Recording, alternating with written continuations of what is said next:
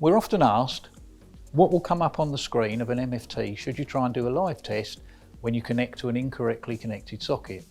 If I go on to a line neutral reverse connection, you'll see you get the LN symbol initially and then you get the CON message come up. CON means connection error. This is letting you know that there is an incorrect connection at the socket. If I move on to a missing neutral, again you can see you get the CON symbol come up.